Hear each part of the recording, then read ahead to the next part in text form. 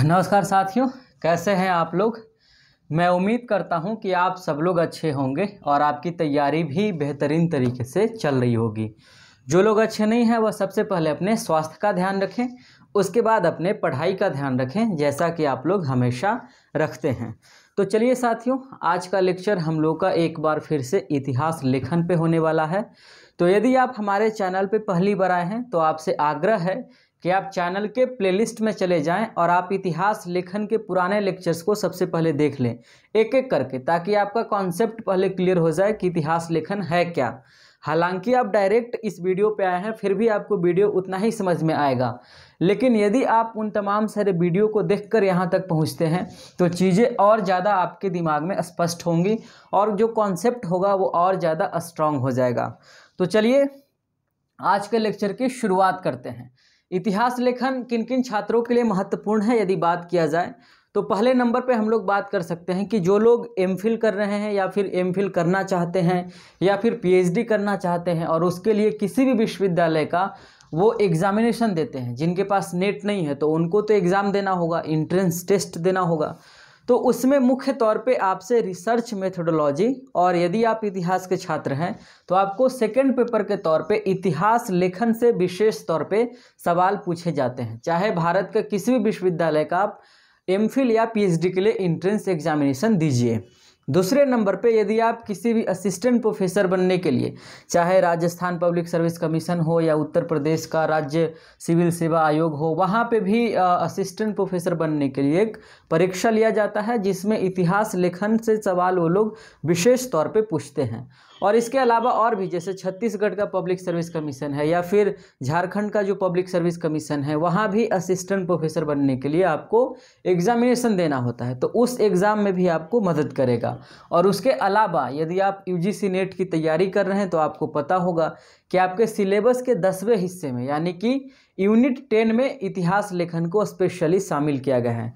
और शामिल करने के पीछे पर्पस यही है कि आगे चल करके आप विश्वविद्यालय में पढ़ाएंगे या फिर आप रिसर्च करेंगे इतिहास के फील्ड में तो आपको हिस्टोरियोग्राफी की समझ होनी चाहिए। इसका और कोई दूसरा मकसद नहीं है। तो चलिए फिर बिना देर के हुए आज के लेक्चर की हम लोग शुरुआत करते हैं।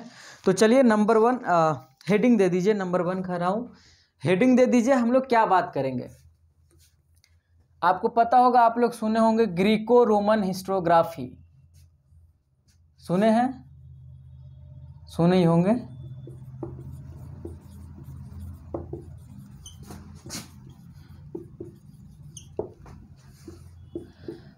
जो लोग इग्नू के छात्र हैं या फिर जिन लोगों को मैंने सजेस्ट किया था कि इग्नू MHI 03 आप इतिहास लेखन के लिए पढ़िएगा, यदि आप पढ़ते हैं तो भी ठीक है, नहीं तो यदि आप हमारा लेक्चर देख लेते हैं तो फिर आपको पढ़ने की आवश्यकता नहीं रह जाती है। लेकिन किताब पढ़ने की आदत डालिए, किताब जरूर पढ़िए, एक न एक किताब जरूर पढ़िए। तो चलिए फिर हम लोग ग्रीको रोमन हिस्टोग्राफी को अलग अलग पढ़ रहे हैं। ग्रीक इतिहास लेखन को एक साथ पढ़ रहे हैं और रोम का जो इतिहास लेखन होगा उसको हम लोग एक साथ कवर करेंगे। तो पिछले लेक्चर में हमने आपको बताया था कि जो ग्रीक हिस्टोरियोग्राफी है यानी यूनान का जो इतिहास लेखन है, हिंदी में बात करें तो यूनानी इतिहास लेखन मुख्य तौर पे 3 चरण से, 3 स्टेप से होकर के गुजरता है। वो कौन कौन सा 3 स्टेप है? लास्ट का जो स्टेप था उसके बारे में हम लोग बात कर चुके हैं। 3 स्टेप कौन कौन है पहले वह लिखिएगा। पहला जो स्टेप है वह है pre classical phase. Pre classical phase, classical युग से पहले ग्रीक हिस्टोरियोग्राफी। दूसरा है, इसमें हेरोडोटस चल करके आते हैं और यहीं पर थुसिडाइडिस, ये स्पेलिंग देख लेना थुसिडाइडिस का। और तीसरे नंबर पे जो है वो है ग्रीक हिस्टोरियोग्राफी इन हेलेनिस्टिक पीरियड।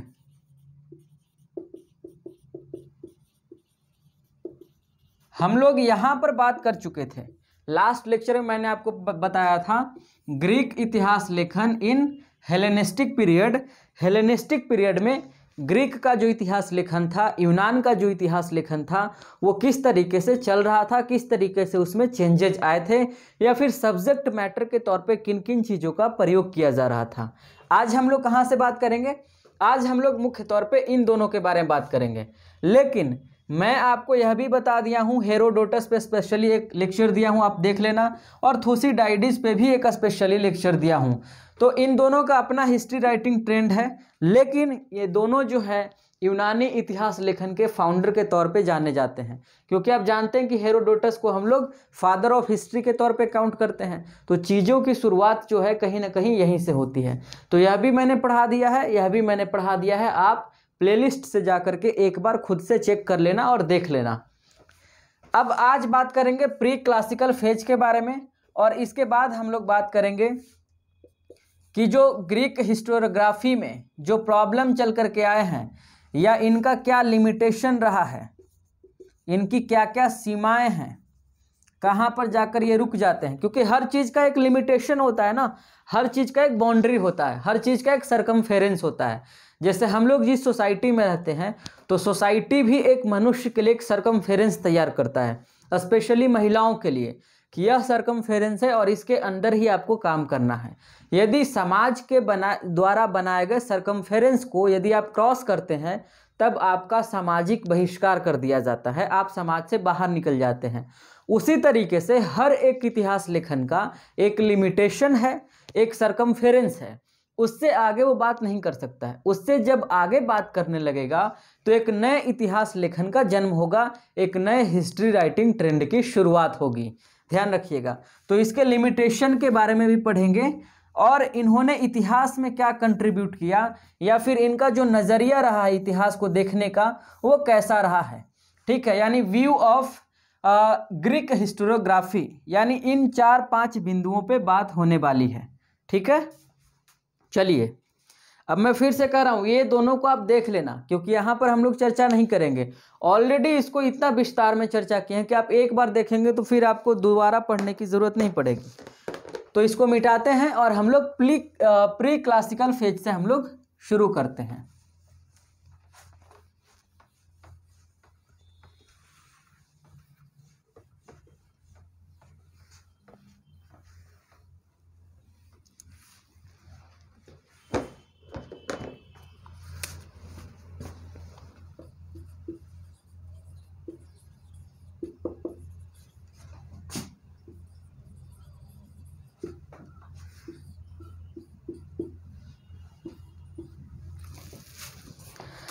देखिए साथियों, एक हिस्टोरियन हुए हैं जिनका नाम है हर्बर्ट बटरफील्ड। उन्होंने इतिहास लेखन पे स्पेशली ग्रीक हिस्टोग्राफी पे विशेष तौर पे अध्ययन किया। तो उन्होंने ही दरअसल इस तरीके का बंटवारा किया है कि एक जो फेज है उसको प्री क्लासिकल फेज कहेंगे। जैसे आप देखेंगे कि जेम्स मिल भारत के इतिहास को 3 हिस्सों में बांटते हैं। तो जेम्स मिल ने भी भारत के इतिहास का अध्ययन किया विस्तार से। हालांकि जेम्स मिल भारत कभी नहीं आए हैं, लेकिन भारत के इतिहास पे उन्होंने खूब लिखा। इसलिए भारत के जो राष्ट्रवादी लोग हैं वो जेम्स मिल के पर्सपेक्टिव की बहुत आलोचना करते हैं।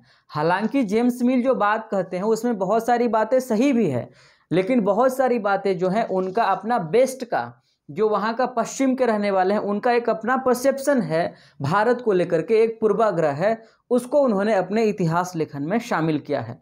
तो यहाँ पर ग्रीक इतिहास लेखन के एक अध्येता हुए हैं जिनका नाम है, लिख लीजिएगा, हर्बर्ट बटरफील्ड।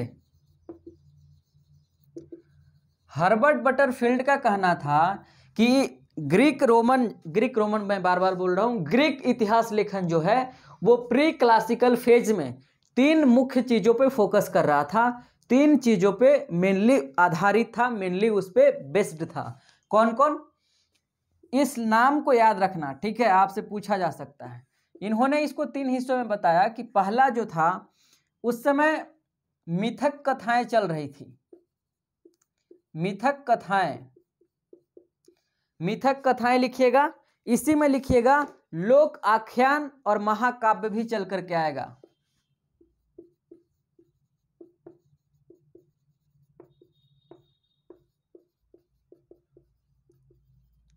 दूसरे नंबर पे इन्होंने कहा कि इस समय जो है शासकों की, वहां के जो राजा थे उनकी वंशावलियां,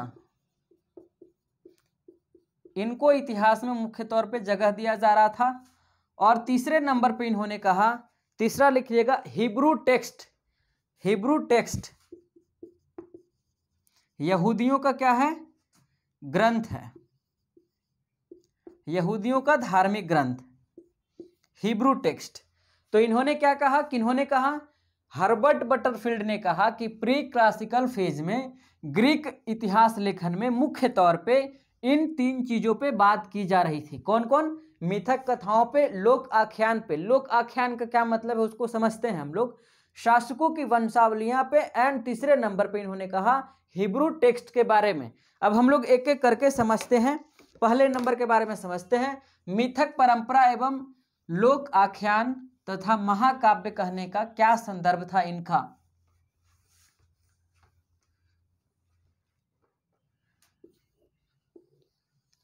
देखिए साथियों, यदि पहली बार इतिहास लेखन की शुरुआत कहीं पर भी होगी तो वह उतने तरीके से साइंटिफिक नहीं होगा जितना अभी साइंटिफिक हो सकता है, क्योंकि अब हम लोग बहुत सारे चीज़ों का आविष्कार कर लिए और हम लोग रिसर्च एथिक्स से लेकर के तमाम सारे चीज़ों के बारे में बात कर रहे हैं। लेकिन आप सोचिए, हेरोडोटस यहाँ पर चल करके आते हैं तो वह सबसे पहले हिस्टोरियन हैं, और वह जब इतिहास लिखेंगे तो उनके इतिहास लेखन में ऑब्वियस सी बात है कि वैज्ञानिकता का जो है अभाव दिखेगा। और आज के दौर के जो हिस्टोरियन हैं उनको तो पहले ही पढ़ाया जाता है कि इतिहास लेखन में वैज्ञानिकता का होना जरूरी है, लेकिन जब हेरोडोटस लिख रहे हैं तो उनको कौन पढ़ाएगा? तो इसीलिए कहा जाता है कि शुरुआती दौर में जो इतिहास लिखा जा रहा था उसमें मिथक कथाएं भी थी। आप किनसे पूछते? जो भी समाज में प्रचलित था कथा। मिथक कथा का मतलब क्या है? जो मतलब उसमें सच बात भी है और बहुत सारी झूठ भी बातें हैं। मिथक मिथ्या शब्द से बना है जिसका मतलब होता है झूठ। बहुत तरह की झूठ मूठ कथाएं चलते रहती है आपके समाज में, बहुत सारा चीज़। जैसे हम लोग भी बचपन में थे तो मेरे बचपन में कथा चलता था कि वहाँ पे पीपल का बहुत बड़ा पेड़ है और उस पेड़ पे एक भूत रहा करती थी, चुड़ैल। ठीक है, अब ये मिथक कथा था। फिर मैं कई बार जब मैं बड़ा हुआ तो मैं गया तो वहाँ पता चला वो लोग कहते थे कि दिन दोपहर में स्पेशली 12 बजे या दोपहर के 3 बजे वहाँ पे चुड़ैल आती थी। लेकिन हम लोग कई बार गए, वहीं पे हम लोग क्रिकेट खेलते थे, किसी भी प्रकार का कोई भी चुड़ैल ही नहीं आई, आज तक नहीं। आज भी घर जाता हूँ तो जाता हूँ वहाँ पे, किसी प्रकार का कोई भी चुड़ैल नहीं है वहाँ पे। तो ये मिथक कथाएं थी। अब मिथक कथाओं को भी जगह दिया गया था क्योंकि शुरुआती दौर की बात हो रही है। दूसरी बात, लोक आख्यान। तो लोक आख्यान क्या होता है? मिथक कथाएं और लोक आख्यान में यह बात है कि लोक का मतलब लोग और आख्यान का मतलब जो लोग आपको सुनाते हैं, जो लोग आपको गा करके, जैसे बहुत सारा गीत चलता है, हमारे यहाँ भी चलता है, आपके यहाँ भी चलता होगा यदि आप देहात के रहने वाले हैं, गांव के रहने वाले हैं। तो शहर का अपना कल्चर है, हाइब्रिड कल्चर, लेकिन शहर के बारे में बात नहीं कर रहे हैं अभी, यहाँ पे वो इस तरीके की चीज़ें हैं नहीं। तो लोक आख्यान जो है लोगों के द्वारा जो सुनाई गई चीज़ें थी उसका भी जगह दिया जा रहा था, उसको भी जगह दिया जा रहा था इतिहास लेखन में। समझ में आ रही बात? लेकिन लोक आख्यान और मिथक कथाएं में अंतर क्या है? मिथक कथाओं में संभावना है कि ज़्यादा से ज़्यादा यह गलत हो सकता है, लेकिन लोक आख्यान में यह भी संभावना है कि यह सही भी हो सकता है, क्योंकि यह हमारे पूर्वजों के द्वारा चली आ रही चीज़ें थी। इसका अर्थ यह नहीं कि जो पूर्वजों के द्वारा चली गई चीज़ें हैं जो आ रही हैं अब तक वो सही ही है। कैसे? क्योंकि गैलीलियो से पहले रोम का पोप तो यह कहा करता था, जो पश्चिमी दुनिया का पोप है, कि पृथ्वी नहीं घूमती है, लेकिन घूमती तो थी ना, उसके कहने से पहले भी घूमती थी, गैलीलियो के आने से पहले भी घूमती थी और गैलीलियो के आने के बाद भी घूम रही है। लेकिन जो हमारे पूर्वज थे, जो परंपरा चलती आ रही थी, उसको हम लोग मान रहे थे। तो बहुत दिनों से जो परंपरा चलती आ रही है उसमें दो संभावना है, एक वो सही भी हो सकता है और एक वो गलत भी हो सकता है। लोक आख्यान में सही और गलत दोनों होने की संभावना है, मिथक कथाओं में ज्यादातर गलत होने की संभावना है, ध्यान रखिएगा इस बात को। और महाकाव्य भी जो है उसमें मिथक कथाओं का भी रोल है और लोक आख्यान का भी रोल है। महाकाव्य में उन सारे चीजों को जगह दी जाती है। लेकिन चूंकि हम लोग बात कर रहे हैं यूनान का, तो यहाँ पर जो मिथक कथाओं की बात होगी, ऑब्वियस सी बात है, यूनान के शहर के बारे में बात होगा, यूनान के गांवों के बारे में बात होगा, बेबीलोनिया के बारे में यहाँ पे बात किया गया है। आप लिखते चलना एक एक पॉइंट, बेबीलोनिया के बारे में भी यहाँ पे बात किया गया है। एक दो पॉइंट और लिखिए। इसमें बेबीलोनिया वासियों को, यानी बेबीलोनिया के जो रहने वाले लोग थे, उनको भी यहाँ पर शामिल किया गया है। इसी में एक पॉइंट और लिखिएगा कि आदिम समाज के द्वारा, ठीक है, इसको यदि लिखना हो तो लिख सकते हैं कि आदिम समाज के द्वारा जो भी कथाएं या फिर जो भी लोक आख्यान या फिर जो भी महाकाव्य लिखा गया था, उन तमाम सारे चीज़ों को एक स्रोत के तौर पे प्री क्लासिकल फेज में ग्रीक के हिस्टोरियन उसका इतिहास लेखन में इस्तेमाल कर रहे थे। दूसरे पॉइंट पे चलते हैं। दूसरा पॉइंट है शासकों की, जो वहाँ के राजा थे उनकी वंशावलियाँ। ये पॉइंट आपको समझ में आया नहीं आया? देखिए मेन चीज आपको समझना है, क्योंकि किताबें में तो बहुत सारी चीजें लिखी हुई हैं, तो क्या कीजिएगा आप उसका, इनका क्रोनोलॉजिकल ऑर्डर, ठीक है, हायरार्की मेंटेन करना। अब देखो यहाँ पे यदि शासक की बात हो रही है तो चूंकि हम लोग ग्रीक इतिहास लेखन की बात कर रहे हैं, यूनान के इतिहास लेखन की बात कर रहे हैं, तो यहाँ पर जिन शासकों की चर्चा होगी वो ऑब्वियस सी बात है यूनान के होंगे, और बहुत ज़्यादा तो यूनान के आसपास के लोग होंगे। उस समय उतना ट्रांसपोर्टेशन भी नहीं है, उतना कम्युनिकेशन भी नहीं कि लोग एक दूसरे के बारे में बहुत कुछ जान रहे हैं, पूरी दुनिया के बारे में। तो यही इनका लिमिटेशन भी होगा, यहीं से इनका एरिया लिमिटेड होगा, यहीं से इनका कल्चर भी लिमिटेड हो जाएगा, क्योंकि मोस्टली जो फोकस रहेगा वो यूनान वाले हिस्से पे रहेगा। आप समझ पा रहे हैं ऐसा क्यों हो रहा है?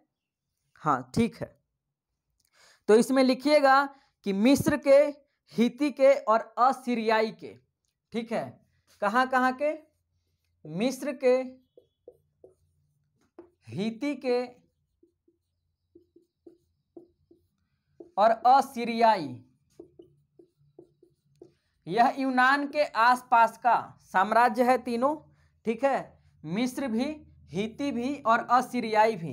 इन तीनों साम्राज्य के जितने भी शासक हुए उन तमाम सारे शासकों के बारे में इनका जो हायरार्की ऑर्डर है, हायरार्कियल जो ऑर्डर है, जो क्रोनोलॉजिकल ऑर्डर है, उसको यहाँ पर इतिहास लेखन में प्री क्लासिकल फेज में, ग्रीक हिस्ट्री राइटिंग के प्री क्लासिकल फेज में इनको शामिल किया गया है। या फिर यूं कह सकते हैं कि मिस्र, हिती और असीरियाई साम्राज्य के शासकों के वंशावलियों का इतिहास लिखा गया है।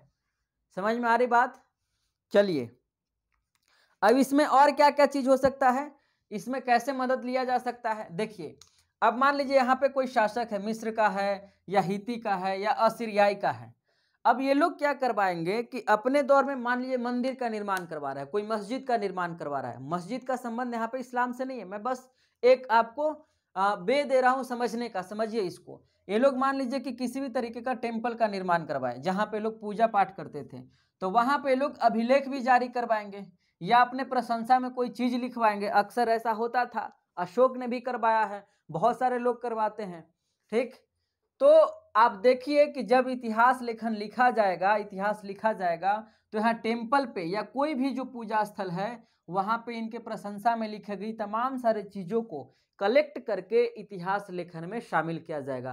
क्योंकि शुरुआती दौर है, कहाँ से लिखेंगे ये लोग? अपने दिमाग से लोगों से पूछ पूछ कर तो लिखेंगे, अच्छा बताओ बताओ किस तरीके की कहावत प्रचलित है। ये तो एक वे हुआ जो हम लोग पीछे बात कर ही लिए, लेकिन दूसरा यह तरीका हो सकता है प्री क्लासिकल फेज में। इसीलिए इस समय मिस्र है, हिती है और असीरियाई है, यहाँ के शासकों के बारे में इसमें मुख्य तौर पे फोकस किया गया है, इनको केंद्र में रख करके लिखा गया है। समझ में आ रही बात? यदि समझ में आ रही तो फिर आप समझो कि बहुत समझ रहे हो, ठीक। इसी में एक आप बेबीलोनिया भी लिख लेना कि बेबीलोनिया जो साम्राज्य था, चौथे नंबर पे इसमें भी लिख लेना बेबीलोनिया साम्राज्य का भी, वहां के शासकों का नाम भी इसमें शामिल किया गया था, ठीक है। आगे बढ़ते हैं हम लोग, तीसरे नंबर पे चलते हैं। और तीसरा मैंने बताया हिब्रू टेक्स्ट के बारे में, हिब्रू धर्म ग्रंथ, हिंदी में लिखिएगा।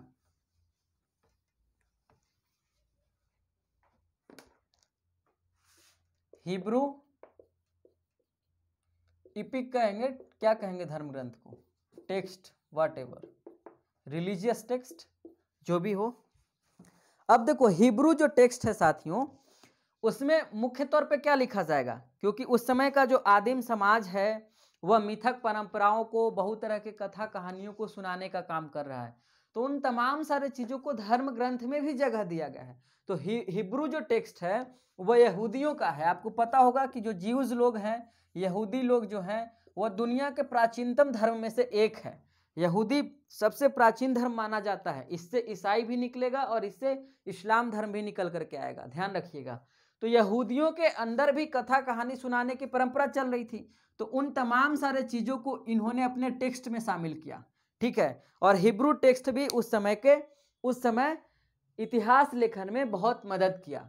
अब हिब्रू टेक्स्ट में कितने अध्याय थे उसको थोड़ा सा लिख लीजिए, इससे पूछा नहीं जाता है बहुत सवाल, ठीक है। लेकिन फिर भी इसमें एक पॉइंट और लिख लीजिए, उसके बाद उसको समझते हैं। कहता है कि डेविड के समय से, अब देखो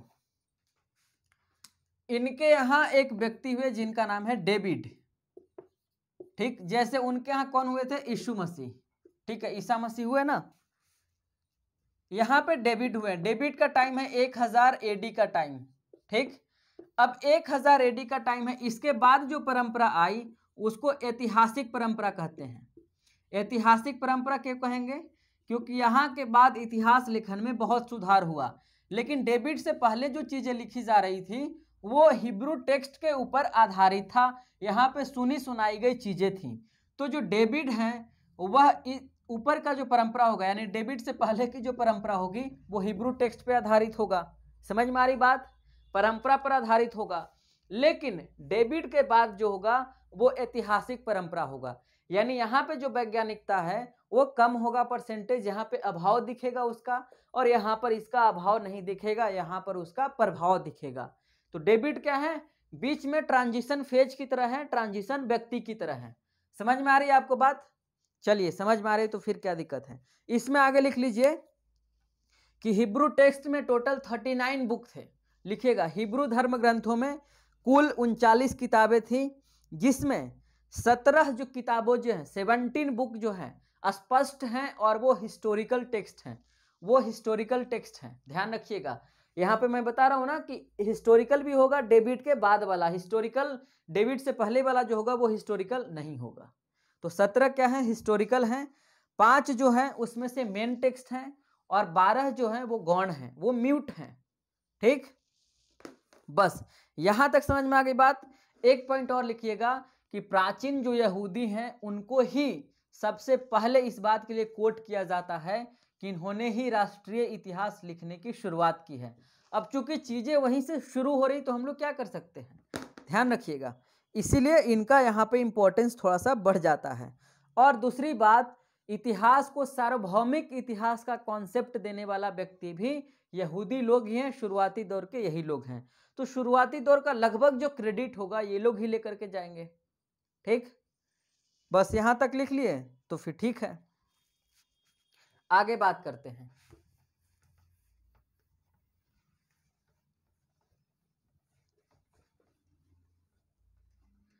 अब जो है आगे चल करके एक व्यक्ति हुए जिनका नाम है आरजी कॉलिंगवुड, जिनके बारे में मैं आपको बहुत बताया हूं, इनके ऊपर एक लेक्चर कर लेंगे हम लोग।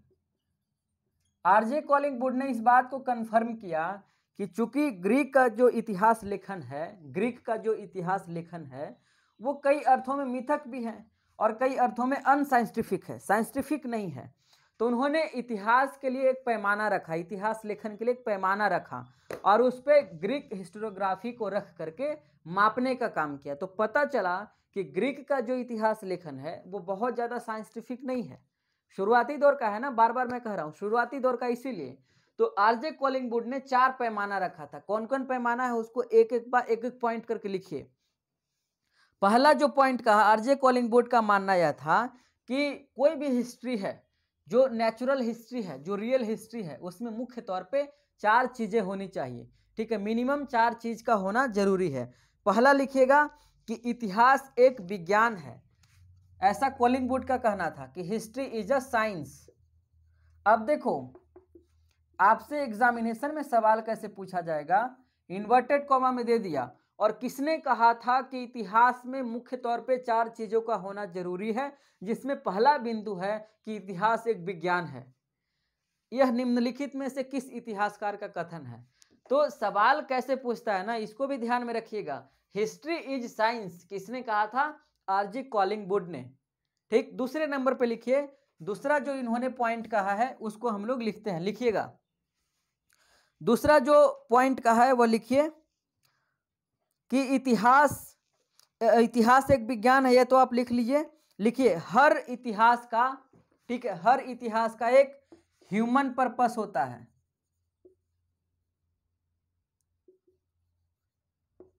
मानवीय उद्देश्य,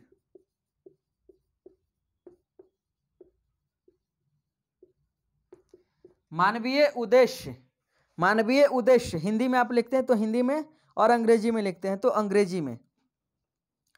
और आगे लिखिएगा तीसरे नंबर पे कि इतिहास मानव परक होना चाहिए। ठीक है, तीसरा जो है हिस्ट्री जो है वो ह्यूमन बेस्ड होना चाहिए। हालांकि कोई जरूरी नहीं है, लेकिन अब आरजे कॉलिंगवुड का मानना था तो मैं क्या कर सकता हूं। ठीक है, और तीसरा जो है, तीसरा यह हर विज्ञान की एक जांच की प्रक्रिया होती है। ठीक, हाँ चौथा, माफ करना, साइंटिफिक मेथड।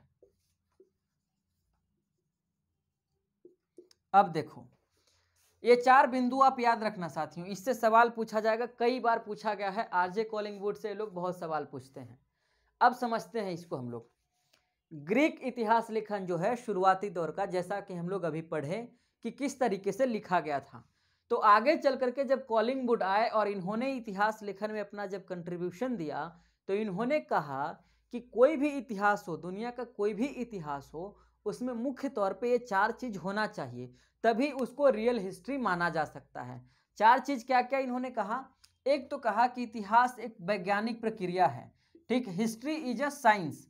साइंस में बेसिकली क्या है, साइंस का जो निर्माण है, साइंस का जो बेस है, वो काउज फाइंड आउट करने की वजह से है। यानी कि जैसे मान लीजिए कोई आपको बीमारी होता है तो उसका क्या कारण है, साइंस मुख्य तौर पे इसी पर आधारित है। तो यह जो इतिहास लिखा गया ग्रीक इतिहास लेखन, उसमें कहते हैं कि कारण की यदि बात की जाए तो उसमें कारण का अभाव दिखता है। ऐसा नहीं कि पूरे तरीके से अभाव है, लेकिन अधिकतर तौर पे या फिर अधिकतर केस में अभाव दिख रहा है। यानी जो ग्रीक इतिहास लेखन है वो साइंस वाले यानी आरजे कॉलिंगवुड के यह वाले पॉइंट पे पूरी तरीके से खरा नहीं उतरता है। समझ में आ गई बात? दूसरे नंबर पे इसीलिए इन्होंने कहा है किसके बारे में, ग्रीक इतिहास लेखन के बारे में, कि यह आंशिक तौर पे ऐतिहासिक है, यानी थोड़ा सा पार्शियली हिस्टोरिकल है। ठीक, दूसरा पॉइंट कहा कि ह्यूमन पर्पस होना चाहिए। अब इस समय जो लिखा जा रहा था वो ह्यूमन पर्पस से तो लिखा ही जा रहा था, लेकिन इसके अलावा वहां की जीव जंतु के बारे में भी लिखा गया, पशु पक्षी के बारे में भी लिखा गया। तो इसको पॉइंट बना करके भी आरजे कॉलिंगवुड ने कहा कि यह जो है हिस्टोरिकल पूरी तरीके से नहीं है, या फिर यह रियल हिस्ट्री पूरी तरीके से नहीं है, क्योंकि कॉलिंगवुड का पॉइंट है तो कॉलिंगवुड अपने अनुसार डील करेंगे। तीसरे नंबर पे देखिए कहते हैं कि हिस्ट्री जो है ह्यूमन बेस्ड होना चाहिए। ओ मैंने इस पॉइंट को एक्सप्लेन कर दिया। यह जो है ह्यूमन पर्पस ये था, इसका मतलब क्या है कि आप इतिहास लिख रहे हैं तो उसको मानव सभ्यता के विकास उसका उद्देश्य होना चाहिए। लेकिन यहाँ पे केवल मानव सभ्यता का विकास नहीं था, बल्कि एक लिमिटेड का, जैसे चूंकि शासक के बारे में चर्चा की जा रही थी, तो शासक पूरा का पूरा मानव समाज है नहीं, शासक तो मानवीय समाज का एक हिस्सा है। ठीक, और उसमें वो इलिट क्लास का हिस्सा है, तो वह पूरे मानवीय सभ्यता को रिप्रेजेंट नहीं कर सकता है। तो इस बात को भी ग्रीक इतिहास लेखन खारिज किया।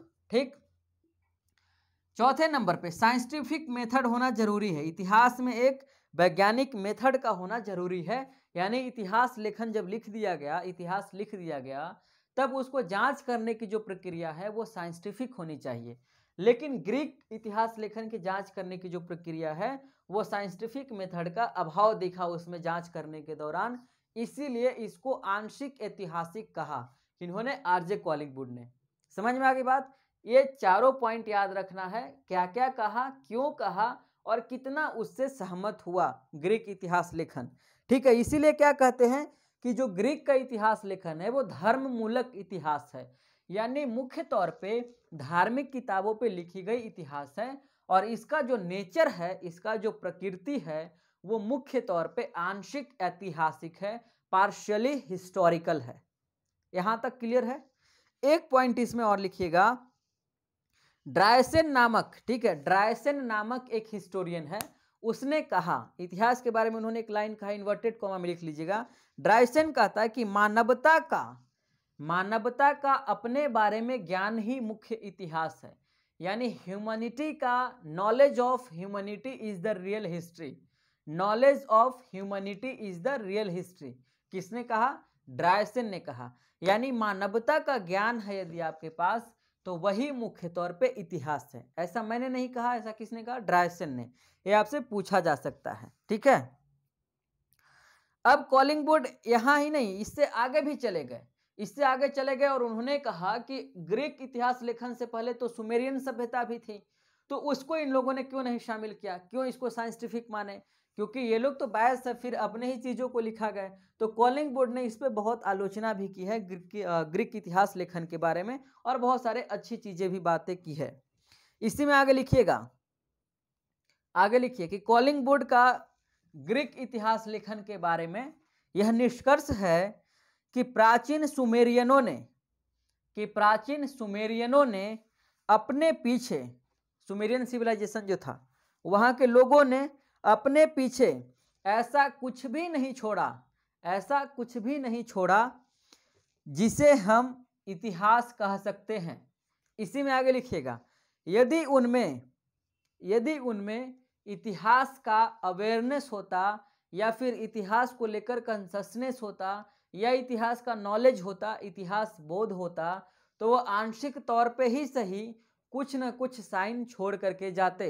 यह इन्वर्टेड कोमा में लिखना, यह आपसे पूछा जा सकता है। इतिहास लेखन में ऐसे ही डेप्थ सवाल पूछे जाते हैं, इसलिए मुख्य तौर पे हमें समझना होता है, क्योंकि लिखने के लिए तो बहुत सारी किताबें आप कहीं से भी देखकर लिख सकते हैं। ठीक, तो इसीलिए यह कहते हैं कि इनका जो इतिहास है वो मुख्य तौर पे धर्ममूलक है, मिथक परंपराओं पर आधारित है। ठीक, तो यदि आपसे कहा जाए कि आरजे कॉलिंगवुड का ग्रीक इतिहास लेखन के बारे में क्या सोचना था, तो क्या आप 1 से 2 पेज नहीं लिख सकते हैं? इस पॉइंट को एक्सप्लोर करके आप लिख सकते हैं, मेरा ख्याल है कि आप लिख सकते हैं। ठीक है, और स्पेशली जो MHI03 जो कोड है इग्नू का, जो इग्नू के स्टूडेंट हैं उनके लिए तो बहुत ज़्यादा हेल्पफुल होगा, क्योंकि उनको सेकेंड ईयर में मैंडेटरी पेपर है, कंपलसरी पेपर है, आपको लेना ही होगा। ठीक, तो वहाँ पर आंसर लिखना होता है मिनिमम 3 या 4-5 पेज में आप लिख लीजिए।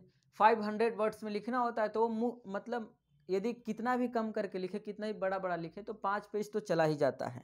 ठीक है, यहाँ तक समझ में आ गई बात? चलो मिटाते हैं इसको।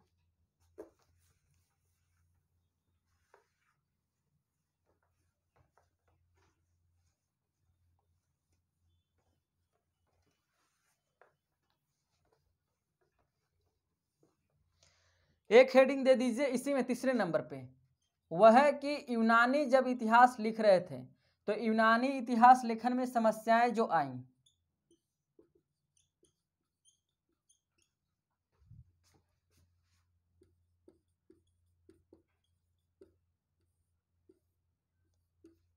यूनानी इतिहास लेखन की समस्याएं या उनकी मुश्किलें। ठीक है, पहला पॉइंट लिखिएगा कि यूनान का जो इतिहास लेखन है वो मुख्य तौर पे हेरोडोटस और थुसिडाइडिस के द्वारा लिखी गई इतिहास लेखन पर आधारित है, उसी पर टिका हुआ है। ठीक है, इनका सबसे बड़ा प्रॉब्लम यह है कि इनके यहाँ 2 व्यक्ति हुआ और उसी को हम लोग फादर ऑफ हिस्ट्री भी कहते हैं। हेरोडोटस का जो इतिहास लेखन है और दूसरे नंबर पे थुसिडाइडिस का जो इतिहास लेखन है, उसी के ऊपर ग्रीक इतिहास लेखन मुख्य तौर पे आधारित है। लेकिन थुसिडाइडिस का भी अपना लिमिटेशन है और हेरोडोटस का भी अपना लिमिटेशन है। इन दोनों ने क्या किया, जो प्रत्यक्षदर्शी होते थे उन्हीं को आधार बना करके इन्होंने इतिहास लिखने का काम किया। प्रत्यक्षदर्शी कहने का मतलब क्या होता है? किसी भी घटना को देखने वाला व्यक्ति, प्रत्यक्ष जो गवाह होता है ना, जैसे कहीं पे आप मर्डर होते हुए देख लिए, तो आप क्या होंगे? प्रत्यक्ष गवाह। प्रत्यक्ष को प्रमाण की जरूरत नहीं होती, ऐसा कहते हैं। लेकिन इतिहास लिखने के लिए आएंगे तो प्रत्यक्ष भी कभी कभी गलत हो जाता है। वो आपके आंख के रेटिना की वजह से भी हो सकता है। जैसे फिलॉसफी में कहा जाता है कि आप किसी भी चीज को आप श्योर होकर नहीं कह सकते हैं 100%। आप ऐसा कह सकते हैं कि जो पर्दा देख रहे हैं वो लाल रंग जैसा प्रतीत होता है, क्योंकि ऐसा हो सकता है कि आप करीब जाएंगे तो हो सकता है वो लाल नहीं हो, वो किसी और कलर का हो, गेरुआ हो सकता है। ठीक है, इसीलिए इसको संदेहवादी दृष्टिकोण कहते हैं। हमेशा संदेह करना चाहिए। ठीक है, हालांकि हम लोग रिलेशनशिप में संदेह नहीं कर पाते हैं, उसी का वजह है कि हम लोग धोखा खाते हैं, या फिर यूँ कहो कि संदेह कर पाते हैं इसीलिए धोखा खाते हैं। ये ड्यूअलिस्टिक थ्योरी है ना, द्वंद्ववाद है, इसको बाद में समझेंगे, फिलहाल यह समझते हैं। प्रत्यक्षदर्शी, प्रत्यक्षदर्शी कहने का मतलब जैसे हेरोडोटस जब इतिहास लिख रहे थे तो इनके पास क्या था, एक तो टेम्पल के द्वारा, टेम्पल के ऊपर जो लिखी गई चीजें थी वो थी, मिथक परंपराएं थी, लोक आख्यान था, लोक आख्यान ही मुख्य तौर पे इनका ये था। तो हेरोडोटस ने क्या किया कि ये जब लिखने की शुरुआत की तो वहां पे जो लोग होते थे यूनान में, मान लो ये व्यक्ति है, ये व्यक्ति है, ये व्यक्ति है, ठीक है, ए बी सी, ये तीनों के पास गए, अरे इससे पूछे अच्छा ये बताओ तुमने क्या क्या देखा अपने जिंदगी में, उसको शामिल कर लिए, बोले अच्छा ये देखे हो, ठीक है। इससे पूछे बी से अच्छा तुम बताओ तुमने क्या क्या देखा है अपने जिंदगी में, इससे पूछे तुमने अपने क्या क्या देखा है जिंदगी में। ये तीनों को क्या किए कि कंपाइल कर करके अपने इतिहास लेखन में शामिल कर दिया। और दरअसल इन्हीं तीनों का मैं 3 उदाहरण दे रहा हूं, ऐसे कई सारे लोग हो सकते हैं। तो यह जो प्रत्यक्षदर्शी है इन्हीं को इन्होंने आधार बनाया। सेम काम थुसिडाइडिस ने भी किया था, थोड़ा सा डिफरेंट था, आप लेक्चर देख लेना तो आपको क्लियर हो जाएगा, ठीक। तो हेरोडोटस ने इन लोगों को प्रत्यक्ष गवाह बना करके उनके बयान के आधार पे, ठीक है, उनके ओरल हिस्ट्री के आधार पे, इसी को ओरल हिस्ट्री कहते हैं, यानी कि बोला गया इतिहास, आप किसी से सुन करके, किसी के मुंह से सुन करके उसको हिस्टोरिकल टेक्स्ट के तौर पे आप लिख दिए, तो यह जो है ओरल हिस्ट्री है, ठीक। इसी को लोक आख्यान भी कहते हैं हिंदी में। तो यह जो प्रत्यक्षदर्शी यानी कि जो प्रत्यक्ष देखा उसको सुन करके इन्होंने अपने इतिहास लेखन में शामिल कर दिया। अब एक बात तो अच्छा चीज है कि ठीक है भाई, प्रत्यक्ष तौर पर उन्होंने जो देखा होगा वो कह दिया और आप लिख दिए। इसमें संभावना क्या क्या है, इसमें संभावना यह भी है कि वो झूठ भी बोल सकता है, जैसे वो आपका आदमी है तो आपको खुश करने के लिए मतलब झूठ बोल देगा, या फिर वो आपका आदमी नहीं है तो आपको खुश करने के लिए आपके विरोध में भी बोल सकता है, ठीक, समझ में आ रही बात। तो यहाँ पर बायस होने की संभावना है। दूसरी बात कि इस व्यक्ति का मान लीजिए 20 साल उम्र है, तो यह 20 साल के बारे में नहीं बता सकता है, क्योंकि 10 साल 15 साल के बाद ही उसके अंदर कंससनेस आता है, एक चेतना आती है। अभी तो याद भी नहीं रहता कि बच्चा पैदा लिया था उस समय भारत के प्राइम मिनिस्टर कौन थे, आपको याद है? याद है तो बताना, ठीक। तो ऐसा नहीं कि पैदा लेते ही हमारे अंदर चेतना आ गई, तो यह क्या होगा, इसका एज लिमिटेशन होगा। यह यूनानियों की सबसे ज्यादा मुश्किल चीज यही है, ठीक, कि इसको ही इन्होंने मुख्य आधार बना दिया। ये सही चीज नहीं है, लेकिन फिर भी शुरुआती दौर का बात है तो इसको बेस बना करके लिखा। तो कॉलिंगवुड कहते हैं कि यह मुख्य जो समस्या इन लोगों का, यह इन दोनों के परंपरा पे टिका हुआ यूनानी इतिहास लेखन, और इन दोनों ने प्रत्यक्षदर्शी को ही अपना आधार बनाया। इस पॉइंट को आप समझ गए तो आप सब कुछ समझ गए, ठीक है। दूसरी बात, ठीक है, कि शास्त्रीय जो इतिहास लेखन है प्री क्लासिकल फेज, उसमें ग्रीक से पहले भी सिविलाइजेशन था, ठीक, लेकिन हेरोडोटस ने और थुसिडाइडिस ने उस पर फोकस नहीं किया है, उसको शामिल नहीं किया है। तो यूनानियों के साथ प्रॉब्लम क्या है, इन लोगों ने अपना एक सरकमफेरेंस बना लिया कि देखो भाई ग्रीक के बारे में ही चीजें लिखनी है, ठीक। यह भी यूनानियों की एक मुश्किल है, जैसे भारतीयों की मुश्किल क्या है, राष्ट्रवादियों की भारत की आलोचना नहीं सह सकते हैं। हालांकि भारतीय राष्ट्रवादियों ने खूब दमन किया, जैसे आप देखिए 1857 का विद्रोह देखिए, तो उन लोगों ने कहा एक सैनिक विद्रोह है, किन्होंने, जो अंग्रेज जो थे साम्राज्यवादी इतिहास लेखन वाले थे, और इन्होंने कहा कि नहीं नहीं ये तो था प्रथम फ्रीडम स्ट्रगल था, प्रथम स्वतंत्रता संग्राम था। अब आप अपने तरफ से सोचिएगा, जब हम लोग मॉडर्न हिस्ट्री पढ़ेंगे तो एक एक फैक्ट मैं आपको बताऊंगा, फिर आप अपने तरफ से राय तैयार कीजिएगा, ठीक है। कोई आपको ओपिनियन दे उस पर नहीं जाइए, आप खुद से अध्ययन कीजिए और अपना एक राय बनाइए। आप अब उस स्थिति में पहुंच गए हैं कि आप राय बना सकते हैं। अब दिन रात दूसरों के बारे में राय बनाते रहते हो, और इतिहास का स्टूडेंट होकर आप इतिहास के बारे में राय नहीं बना सकते हैं, अजीब हाल है यार। अब समझ में आ गई बात, हाँ ठीक है। तो इन्होंने क्या किया कि इनसे पहले जो सिविलाइजेशन था उसको शामिल नहीं किया, तो ये तो प्रॉब्लम है ना भाई। ऐसा तो नहीं है कि आप पैदा लिए तभी से इतिहास शुरू हो रहा है, उससे पहले जो चीजें थी उसको भी आप लिखते, नहीं लिखे, यही आपका लिमिटेशन था, यही आपका सीमा था, यही आपका प्रॉब्लम है कि आप सिर्फ अपने बारे में सोचते हैं। हम लोग डेली बोलते हैं ना कि यही तुम्हारा प्रॉब्लम है कि तुम सिर्फ अपने बारे में सोचते हो। अरे कभी दूसरों के बारे में भी सोच लिया करो, तुमसे पहले भी जिंदगी में कोई और था, ठीक, लेकिन वो ऐसे टॉर्चर नहीं करता था तुम जैसे कर रहे हो, और हो सकता है तुम्हारे बाद भी कोई आएगा। इन लोगों का प्रॉब्लम क्या है कि इन लोगों ने प्रेजेंट पे फोकस किया, क्योंकि प्रत्यक्षदर्शी जो होगा प्रेजेंट के बारे में ही बताएगा ना भैया। चलिए अब आगे बढ़ते हैं हम लोग, ये मुश्किल था इनका। और थोड़ा सा आगे बढ़ करके एक कदम आगे बढ़ते हैं। Impact on Greek history writing लिखिए। देखिए लेक्चर थोड़ा लंबा जाएगा यार, शॉर्ट में बात नहीं हो पाता है ना, शॉर्ट में बात करेंगे तो आपको समझा नहीं पाएंगे, क्योंकि मुख्य तौर पे तो समझना ही है ना। ऐसे एक बार पढ़ लो ना तो दोबारा पढ़ने की ज़रूरत नहीं रहे। अमूमन मतलब आप इसको पढ़ा सके इतना तो मतलब कॉन्फिडेंस आ ही जाना चाहिए पढ़ने के बाद, नहीं तो पढ़ने का कोई मतलब नहीं है, फिर सारा गुड़ गोबर हो जाएगा। अब लिखिएगा हेडिंग, हेडिंग दीजिए, सब heading, impact on Greek historiography या ग्रीक इतिहास लेखन पे पड़ने वाले प्रभाव। पहला पॉइंट इंटेलेक्चुअल ट्रांजिशन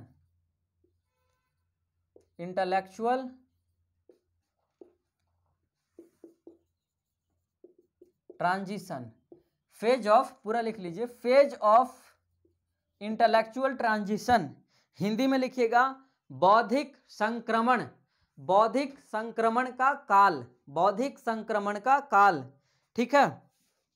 इसमें लिखिएगा कि इससे पहले, ठीक है, बौद्धिक संक्रमण का काल कब का, 6ठी शताब्दी ईसा पूर्व की बात हो रही है। यह जो है ना 600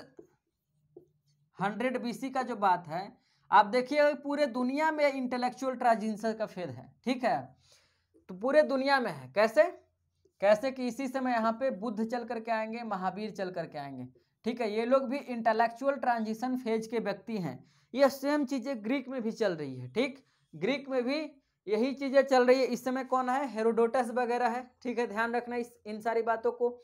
तो यहाँ पर इससे पहले जो क्या चीजें चल रही थी कि सभी चीजों को काव्य के आधार पे, ठीक है, किसके आधार पे, काव्य, काव्य मतलब कविता, ठीक है, कविता ही ना, काव्य मतलब कविता, कहानी, काव्य मतलब कहानी होता होगा, कविता के बेस पे, ठीक है, लोरी सुना सुना करके चीजें चल रही थी इससे पहले, ठीक है। लेकिन इंटेलेक्चुअल ट्रांजिशन यानी 600 BC में क्या हुआ कि पहले तो लोरी के आधार पे, कविता के आधार पे, पद्य के आधार पे चीजें चल रही थी, सॉरी गद्य के आधार पे चल रही थी। अब जो है गद्य के साथ साथ पद्य का भी विकास होने लगा, यानी जो चीजें कविता के आधार पे चल रही थी अब कहानी भी उसमें लिखा जाने लगा। यह जो फेज है इसको इंटेलेक्चुअल ट्रांजिशन के फेज के नाम से जानते हैं। 600 BC का फेज है ग्रीक हिस्ट्री राइटिंग में, इसका बहुत प्रभाव पड़ा, ठीक है, इसका बहुत प्रभाव पड़ा इतिहास लेखन पे, स्पेशली यूनान की इतिहास लेखन पे। दूसरा पॉइंट लिखिएगा इसके ऊपर किसका प्रभाव पड़ा है,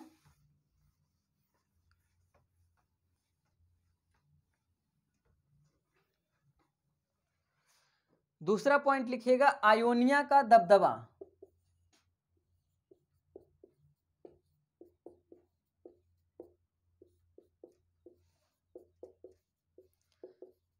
आयोनिया भी इसका कॉन्टेम्पररी सिविलाइजेशन है, कॉन्टेम्पररी कंट्री है, ठीक है। तो जब इसमें पॉइंट लिखिएगा कि जब यूनान में इंटेलेक्चुअल ट्रांजिशन का फेज चल रहा था, जब यूनान में इंटेलेक्चुअल ट्रांजिशन का फेज चल रहा था, तब आयोनिया के लोगों ने ग्रीक इतिहास लेखन पे अपना दबदबा कायम किया। तब आयोनिया के लोगों ने ग्रीक इतिहास लेखन को संभाला।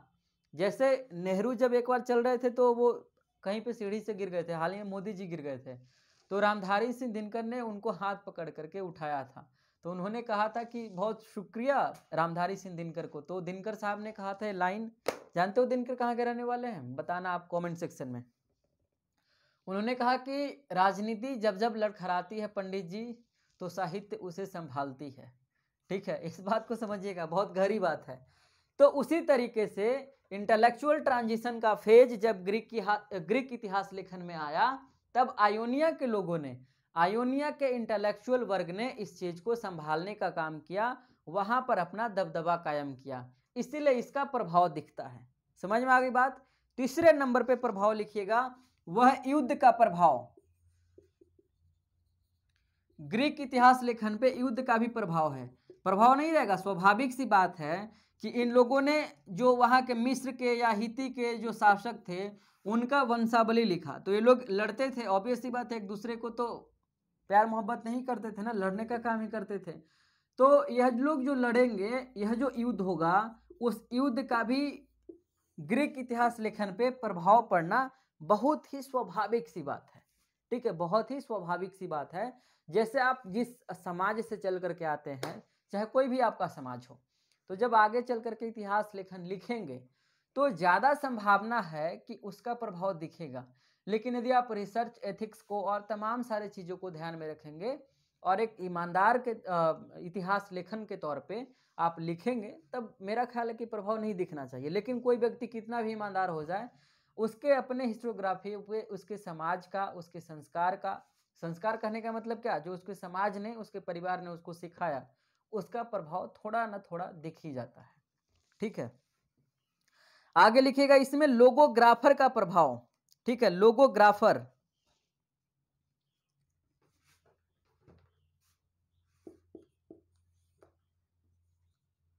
लोगोग्राफर, पहले यह समझ लो कि लोगोग्राफर क्या होता है। ठीक है, आप लिखिएगा प्रत्यक्ष जो अनुसंधान होता है। ठीक है, प्रत्यक्ष जो अनुसंधान, लिखिएगा प्रत्यक्ष अनुसंधान या प्रत्यक्ष दर्शियों को गवाह बना करके जो इतिहास लेखन लिखा जाता है, उनको जो बेस बना करके इतिहास लेखन लिखा जाता है, या उनके द्वारा सुनाए गए ओरल कथाओं को बेस बना करके जो इतिहास लिखा जाता है, जो लोग लिखेंगे उस तरीके को, उसको लोगोग्राफर कहेंगे। ठीक है, यह जो प्रक्रिया है उसको लोगोलॉजी कहेंगे, जो लिखेंगे उसको लोगोग्राफर कहेंगे। लिखिएगा।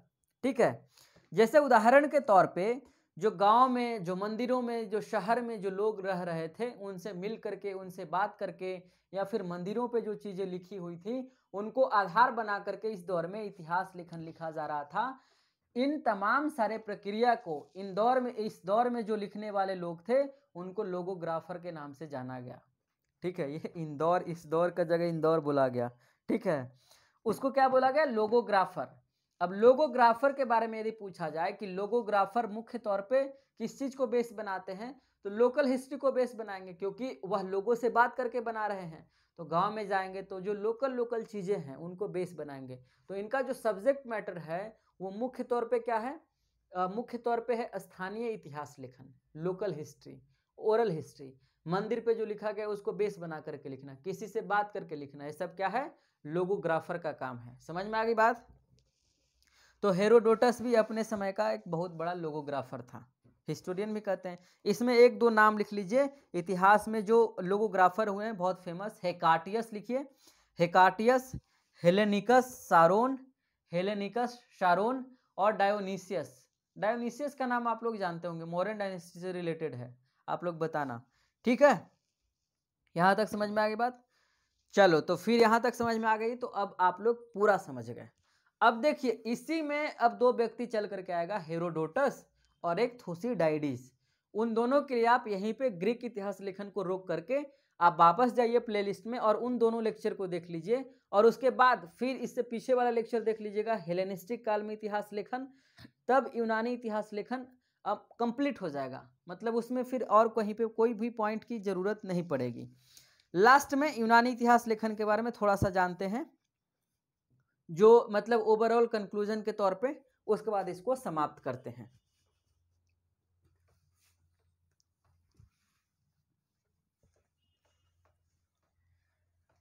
अब यदि आपसे पूछा जाए कि ओवरऑल ग्रीक हिस्ट्री राइटिंग जो है वह इतिहास लिखने के दौरान मुख्य तौर पे किन किन चीजों को पॉइंट आउट किया, उसको शामिल किया, तो एक तो यह है एक चक्रीय दृष्टिकोण।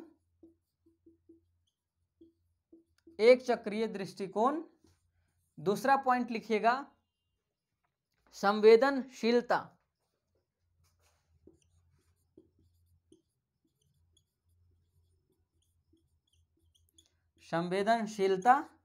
तीसरा इसमें पॉइंट लिखिएगा व्यावहारिक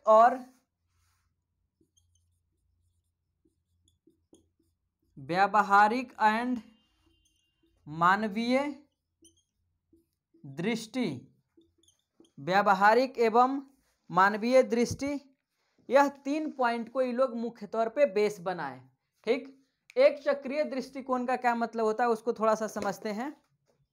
उससे पहले एक पॉइंट लिख लीजिए, हर्बर्ट बटरफील्ड जिन्होंने ग्रीक हिस्ट्री राइटिंग पे बहुत अच्छा काम किया है, वह कहते हैं, लिखिए इन्वर्टेड कॉमा में, वह कहते हैं कि यूनानी मानते थे कि इतिहास में, लिखिएगा इन्वर्टेड कॉमा में, यूनानी मानते थे कि इतिहास में एक खास बिंदु तक, एक स्पेशल पॉइंट तक प्रगति का काम होता है, उसके बाद प्रगति में अवरोध आ जाता है, ठीक है, उसके बाद पतन होना शुरू हो जाता है और फिर इतिहास अपने आप को रिवाइव करने लगता है, दोहराने लगता है, ठीक है, दोहराने लगता है। एक चक्रीय का मतलब ये है कि चक्कर काटते रहना, ठीक, लिख लिए।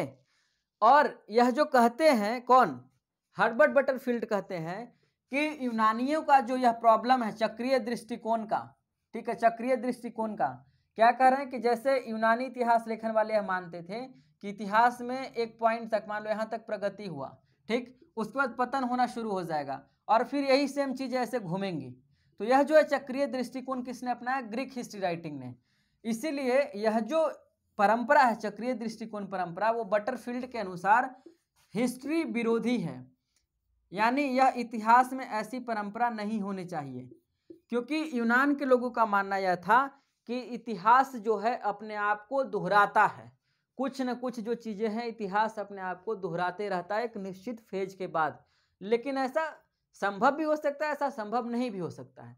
ऐसा संभव इसलिए नहीं हो सकता है, इसकी संभावना यह है क्योंकि समय दर समय सारी चीज़ें बदलते रहती है, मनुष्य की आवश्यकताएं बदल रही है, उनका इन्वेंशन का तरीका बदल रहा है, साइंटिफिक मेथड बदल रहा है, नेचर बदल रहा है, क्लाइमेट बदल रहा है, वेदर बदल रहा है, तो चीज़ें हमेशा बदलती रहेंगी, ठीक है। तो यह जो चक्रीय दृष्टिकोण होता है वह बटरफील्ड के अनुसार यह इतिहास विरोधी परंपरा है, एक इतिहास के अगेंस्ट में उत्पन्न किया गया दृष्टिकोण है, ठीक, समझ में आ गई बात। दूसरे नंबर पे संवेदनशीलता यहाँ पे बहुत दिखता है।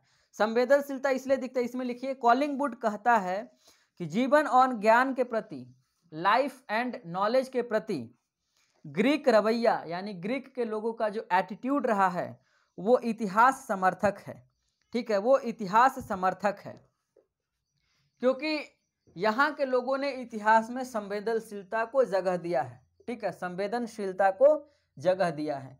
तीसरे नंबर पर लिखिएगा व्यवहारिक एवं मानवीय दृष्टि। अब आप देखोगे कि इन लोगों ने चूंकि प्रत्यक्षदर्शी को ही आधार बना करके पूरा का पूरा इतिहास लिखा, तो ऑब्वियस सी बात है कि लोग तो व्यवहारिक होंगे ही, एक दूसरे से आखिर कनेक्ट कैसे हो रहे हैं, बिना व्यवहारिक का कैसे कोई व्यक्ति कनेक्ट हो सकता है। और प्रत्यक्षदर्शी इसलिए क्योंकि प्रत्यक्षदर्शी में मुख्य तौर पे इन लोगों ने आधार बनाया, मानव को उसी से पूछते कि तुमने क्या क्या देखा है, तो मानवीय दृष्टिकोण भी यहाँ पर पूरा दिखता है और व्यवहारिक दृष्टिकोण भी यहाँ पे पूरा दिखता है। अब यदि आपसे कोई पूछे कि ग्रीक इतिहास लेखन पे एक टिप्पणी कीजिए और या फिर आप एक लेख लिखिए, तो मेरा ख्याल है कि अब आप इस स्थिति में हैं कि आप 5 से 6 पेज या 7 पेज 8 पेज आप इस चीज़ों को एक्सप्लोर करके आप बिल्कुल आराम से लिख सकते हैं, ठीक है। तो मेरा ख्याल है कि ग्रीक हिस्ट्री राइटिंग में हम लोग काफ़ी बात कर लिए हैं, पर्याप्त बातें हैं। यदि आप इतना समझने में सक्षम हैं तो आप ग्रीक इतिहास लेखन के साथ जस्टिस कर पाने में भी सक्षम होंगे। बहुत बहुत शुक्रिया इस वीडियो को देखने के लिए। चैनल पे पहली बार आए हैं तो आप इसको सब्सक्राइब कर लीजिएगा और अपने तमाम सारे दोस्तों को इस चैनल के साथ कनेक्ट कीजिएगा, स्पेशली उन साथियों को जो गांव में रहते हैं, जिनके पास रिसोर्स कम है, जो जिनके पास पैसे नहीं हैं, जो पढ़ना चाहते हैं, जो एकेडमिक्स में अपना कंट्रीब्यूशन देना चाहते हैं, उन लोगों को ज़रूर कनेक्ट कीजिएगा, ठीक। बहुत ज़्यादा सब्सक्राइबर होना उद्देश्य नहीं है, लेकिन कम ही हो, लेकिन वो यदि पढ़ने वाला बच्चा है, यदि वो सफल होना चाहता है, यदि वो मेहनत कर रहा है, तो वैसे बच्चों को कनेक्ट जरूर कीजिएगा। फिर मिलेंगे अगले वीडियो में, तब तक के लिए आप अपना ख्याल रखिए और कमेंट सेक्शन में आप अपने सवाल को जरूर छोड़ना, वो आप ही के लिए खुला रहता है, नहीं तो कमेंट सेक्शन में बंद भी कर सकता हूँ, तो आप अपना सवाल वहाँ पे जरूर देना, या फिर आपको चीज़ें जब समझ में आती है तो आप फीडबैक जरूर देना, क्योंकि उस फीडबैक को मैं बहुत बारीकी से पढ़ता हूँ और उससे मोटिवेशन मिलता है ताकि आगे मैं काम कर सकूँ, ताकि चीज़ें समझ में आती हैं कि आपको कहाँ कहाँ पे दिक्कत हो रहा है, आपको और कौन कौन सा चीज़ चाहिए, या फिर आप किसी अन्य टॉपिक पे आप वीडियो चाहते हैं तो आप वह भी कमेंट सेक्शन में बताना। मिलते हैं अगले वीडियो में।